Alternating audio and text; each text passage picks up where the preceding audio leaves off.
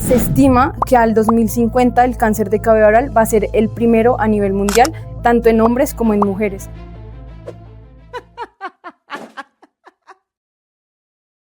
Existen enfermedades, situaciones que nos asustan, que nos atemorizan, que nos causan ansiedad, pero de las que poco conocemos. Y es importante tener ese conocimiento para actuar y tomar decisiones. El cáncer es una enfermedad de esas que todos hablan, pero nadie sabe a ciencia cierta qué es, cómo se trata o cuáles son los cuidados que debemos tener. Hoy hemos invitado a la doctora Ana, experta en patología oral, a que nos cuente un poco sobre esa situación del cáncer oral y cómo debemos nosotros como pacientes o como terapeutas estar preparados para su manejo. Bienvenida, doctora. Muchísimas gracias, doctor. Bueno, entremos en contexto. El cáncer es un crecimiento descontrolado de las células. Esto es debido a que se pierde como tal el flujo normal de funcionamiento de las células, entonces hay mutaciones que hacen que cambien la regulación del control normal de las células. Hay que tener en cuenta que para hombres y para mujeres existe una prevalencia diferente. A nivel mundial, si hablamos en general de lo que es el cáncer, en los hombres afecta más el cáncer de pulmón, el cáncer colorectal, el cáncer de estómago y el cáncer de próstata. Si nos vamos hacia el lado de las mujeres, los cánceres más comunes que afectan a las mujeres es el cáncer de mama, el cáncer cervicuterino, el cáncer de estómago y el cáncer de útero. ¿Y qué hay del cáncer oral? Bueno, esto es muy importante y sobre todo a nosotros como especialistas en la cavidad oral es importante identificar lesiones que pueden darnos signos y síntomas de alerta. Entonces, importante, pues, sobre todo porque nosotros como odontólogos y sobre todo los odontólogos generales son los primeros respondientes hacia estas lesiones. ¿Y cuáles son esas sintomatologías, sensaciones o aspectos de cambio que el paciente observa en su boca? Bueno, doctor, importante tener en cuenta cuando hay sobrecrecimientos que son indoloros. Muchas veces el cáncer se puede manifestar es porque hay crecimientos que no duelen y las personas empiezan a asumir que es algo normal. Segundo, lesiones que no sanen luego de 15 días. Importante hacer un estudio para determinar qué está pasando con esas células. Tercero, cambios de color en nuestra cavidad oral. Entonces, lesiones que sean muy enrojecidas o lesiones que sean blancas y que no tengamos como una razón aparente de lo que está sucediendo, es importante ponerle atención. Y cuando hablamos de los sobrecrecimientos, o dónde pueden estar ubicados o cómo se manifiestan? Bueno, los lugares más comunes donde podemos encontrar estos sobrecrecimientos pueden ser en la encía, en el borde lateral de la lengua y en el paladar, tanto el duro como el blando.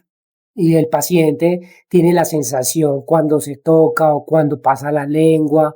En cuanto a, digamos, las sensaciones que pueden referir los pacientes, esto es a veces varía dependiendo del paciente y también del estadio que esté en la enfermedad. Muchas veces se pueden presentar ulceraciones o digamos como que se pierde un poquito de las papilas o del epitelio y los pacientes empiezan a generar dolor. Pero hay veces que estos sobrecrecimientos o estas ulceraciones no presentan dolor. Entonces, solamente de manera como visual es que se pueden observar esos cambios. Estas manchas y lesiones se presentan en la cavidad oral y el paciente puede observarlas, pero él mismo es el paciente el que puede identificar cuál es la evolución de estas lesiones. Es el que identifica si lleva más de 15 días con esa lesión en la boca, con esa mancha rojo o rojo violáceo en la boca que no desaparece. Ahí es donde los pacientes deben estar muy atentos en los cambios de texturas, en los engrosamientos, ¿sí? En zonas que están engrosadas y a la vez sangran.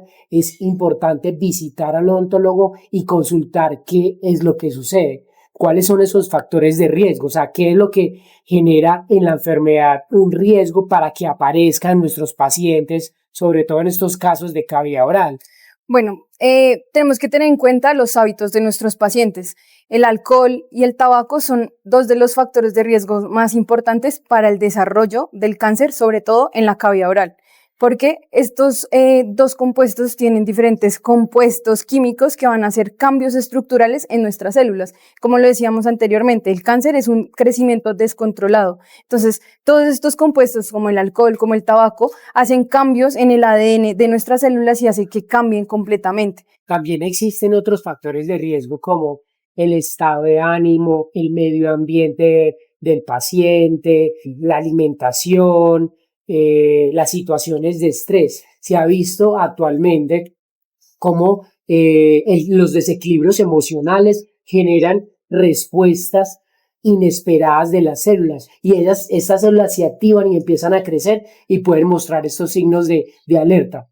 Cuando hablamos, Doc, de cómo son esos estadios en el cáncer oral, cómo inicia y cómo avanza a una fase progresiva o tardía. Inicialmente inicia como una úlcera o una llaguita que nos sana. Lo ideal sería que nosotros podamos hacer intervenciones en ese momento, porque es en el momento en el que las células están teniendo un cambio, pero aún no está desarrollándose un cáncer.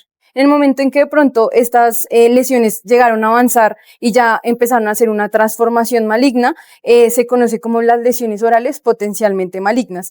Dentro de ellas podemos encontrar un ejemplo, la candidiasis que no es controlada, las leucoplasias que son lesiones blancas, las eritroplasias que son lesiones entre rojas y en algunos casos pueden tener manchas blancas. Ya después de esto, si digamos estas lesiones no son controladas, ya es cuando se desarrolla como tal un carcinoma, que ya es un crecimiento descontrolado de las células y allí ya pues entraríamos a hacer pues toda la interconsulta con un grupo multidisciplinario en el cual pues tiene que entrar el oncólogo, el cirujano de cabeza y cuello, pues porque ya hay que retirar completamente esa lesión.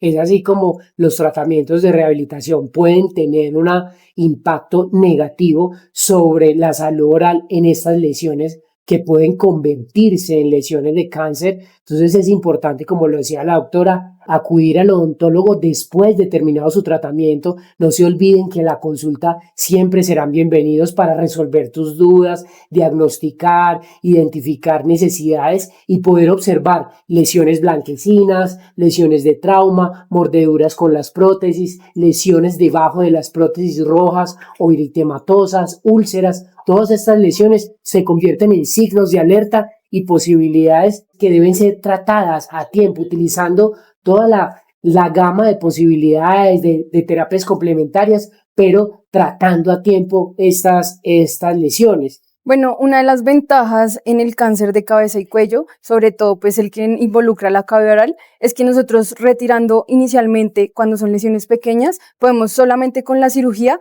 atacar la enfermedad, pero sus pacientes tienen que seguir en control. En el momento en que de pronto esta enfermedad ha avanzado y ya tiene ganglios positivos y pues digamos otras manifestaciones, pues se tiene que incluir la terapia como es la radioterapia. ¿Y cuáles son los sitios en cavidad oral donde más frecuentemente se observa este tipo de cáncer en cavidad oral? Lugares muy esenciales para el desarrollo de estas lesiones son el borde lateral de la lengua y por debajo de la lengua, el piso de la boca. Entonces es importante revisar en nuestra consulta esos sitios. Es así como es un trabajo interdisciplinar con la familia del paciente, con los médicos y oncólogos y con los especialistas en odontología, donde estamos respondiendo por la salud integral de nuestros pacientes y el manejo exitoso de la patología. Será vital que los cuidadores o las personas responsables de esos pacientes reciban una formación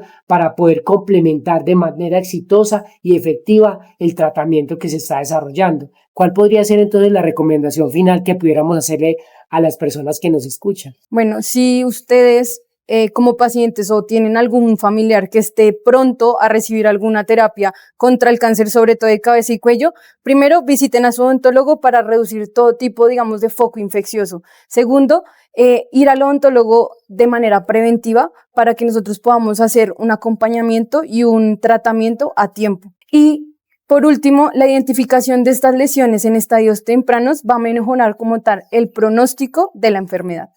Gracias, doctora. Gracias a ustedes por acompañarnos y que Boca por transformar vidas y crear conciencia. Muchas gracias.